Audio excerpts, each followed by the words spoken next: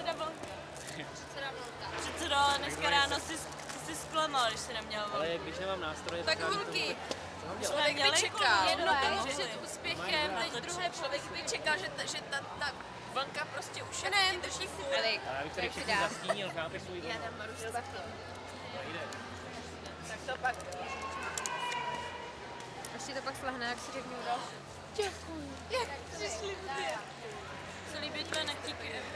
Ale vy nemáte všichni na krkách, kdo vytáhnou. Já bych hlavně mít kterou zaloupám.